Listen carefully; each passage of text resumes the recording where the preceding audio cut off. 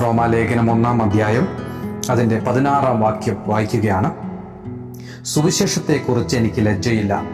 വിശ്വസിക്കുന്ന ഏവനും, ആദ്യം യഹൂദനും പിന്നെ യവനനും, അത് രക്ഷയ്ക്കായി ദൈവശക്തിയാകുന്നുവല്ലോ. ഇവിടെ അപ്പോസ്തലനായ പൗലോസ് റോമിലെ സഭയ്ക്ക് ഒരു എഴുത്തെഴുതുകയാണ്. ഒരു വലിയ വിപുലമായ നീണ്ട ധാരാളം കാര്യങ്ങളുള്ള ഒരു എഴുത്ത്. അതിനകത്ത് പ്രാരംഭത്തിൽ തന്നെ അദ്ദേഹം തന്നെക്കുറിച്ച് പറയുന്ന ഒരു സാക്ഷ്യമായി വേണമെങ്കിൽ ഈ കാര്യത്തെ നമുക്ക് കണക്കാക്കാം. എന്താണ് പറയുന്നത്? അദ്ദേഹം പറയുന്നു, സുവിശേഷം പറയുന്നതിന് എനിക്ക് ലജ്ജയില്ല. ഈ സുവിശേഷം പറയുന്നതിന് ലജ്ജയില്ല എന്ന് പറയുന്ന സാഹചര്യം അത്ര എളുപ്പമല്ല. ഇന്നത്തെ കാലഘട്ടത്തിൽ നോക്കുകയാണെങ്കിൽ സുവിശേഷം പറയുന്നത് കൊണ്ട് ലാഭമൊക്കെ ഉള്ളൊരു കാലഘട്ടത്തിലൂടെയാണ് നാം കടന്നു പോയിക്കൊണ്ടിരിക്കുന്നത്. നമുക്ക് സുവിശേഷം പറയാൻ നമുക്ക് വിദേശ രാജ്യങ്ങളിൽ സഞ്ചരിക്കാം, അമേരിക്കയിൽ സഞ്ചരിക്കാം, ഓസ്ട്രേലിയയിൽ സഞ്ചരിക്കാം, മെച്ചമായ സ്ഥലത്തും സഞ്ചരിക്കാം. വേണമെങ്കിൽ ആഫ്രിക്ക പോലുള്ള രാജ്യങ്ങളിൽ സമർപ്പണ ബോധമുള്ളവർക്ക് സഞ്ചരിക്കാം. ഇന്ത്യയിലുള്ള പല ഭാഗത്തും സഞ്ചരിച്ച് സുവിശേഷം പറയാം. എവിടെ പോയാലും കുറച്ച് ആളുകൾ അവിടെ അവൈലബിൾ ആയിരിക്കും, ഉണ്ടായിരിക്കും. എന്നാൽ അപ്പോസ്തലനായ പൗലോസ് താൻ സുവിശേഷവുമായി പോകുന്ന സമയത്ത് പ്രാരംഭത്തിൽ യെരൂശലേമിനോട് ചുറ്റിപ്പറ്റിയ സ്ഥലത്തും അന്ത്യോക്യയിലും അങ്ങനെ വളരെ ചുരുങ്ങിയ സ്ഥലത്ത് മാത്രമാണ് സുവിശേഷത്തിൻ്റെ ഒരു വലിയ ജനസാഗരം ഉണ്ടായിരുന്നത്.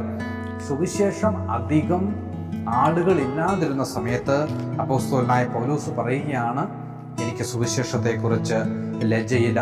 അതുമാത്രമല്ല, അപ്പോസ്തലനായ പൗലോസ് ഈ വാക്യം പറയുന്ന സമയത്ത് റോമാലേഖനം 8-ാം അധ്യായം അതിൻ്റെ 34-ാം വാക്യം ഇപ്രകാരം എഴുതിയിരിക്കുന്നു.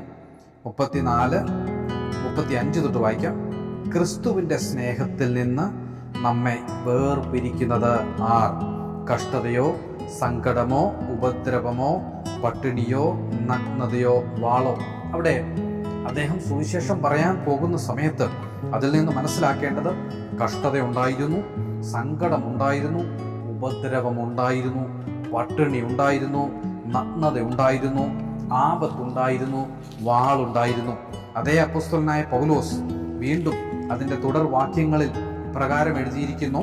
അതിൻ്റെ 38-ാം വാക്യം, മരണത്തിനോ ജീവനോ ദൂതന്മാർക്കോ വാഴ്ചകൾക്കോ അധികാരങ്ങൾക്കോ ഇപ്പോഴുള്ളതിനോ വരുവാനുള്ളതിനോ ഉയരത്തിനോ ആഴത്തിനോ മറ്റു യാതൊരു സൃഷ്ടിക്കോ നമ്മുടെ കർത്താവായ യേശു ക്രിസ്തുവിലുള്ള ദൈവസ്നേഹത്തിൽ നിന്നും നമ്മെ വേർപിരിക്കാൻ കഴിയുകയില്ല എന്ന് ഞാൻ ഉറച്ചിരിക്കുന്നു.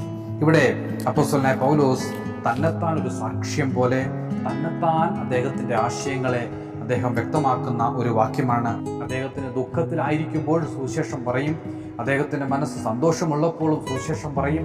ഏതെങ്കിലും സഹോദരന്മാരാൽ അദ്ദേഹം വേദനപ്പെട്ടിരിക്കുമ്പോഴും അതൊന്നും സുവിശേഷം പറയാൻ അദ്ദേഹത്തിന് തടസ്സമാകുന്നില്ല എന്നാണ് അപ്പോസ്തലനായ പൗലോസ് പറയുന്നത്. നമുക്കറിയാമല്ലോ, ചില വ്യക്തികൾ പറയും, എൻ്റെ മനസ്സത്ര എനിക്ക് ഒരുക്കമുള്ളതല്ല, അതുകൊണ്ട് ഇന്ന് ഞാൻ പ്രസംഗിക്കുന്നില്ല, ഇന്ന് ഞാൻ സംസാരിക്കുന്നില്ല, ഇന്ന് എൻ്റെ ജീവിതത്തിൽ അത്ര നല്ല ദിവസമല്ല, അതുകൊണ്ട് ഇന്ന് ഞാൻ പ്രസംഗിക്കുന്നില്ല, ഇന്ന് എൻ്റെ ജീവിതത്തിൽ ആപത്ത് പിണഞ്ഞു, അതുകൊണ്ട് നിരാശയിലാണ്, അതുകൊണ്ട് ഞാൻ പ്രസംഗിക്കുന്നില്ല. എന്നാൽ അപ്പോസ്തലനായ പൗലോസ് പറയുകയാണ്, എന്തു വികാരാച്ഛേദനം ഉണ്ടായിക്കോട്ടെ, എന്ത് സാഹചര്യങ്ങളുടെ വൈവിധ്യം ഉണ്ടായിക്കോട്ടെ, സുവിശേഷം പറയുന്നതിന് ഇവയൊന്നും എന്നെ തടസ്സമാക്കുന്നില്ല.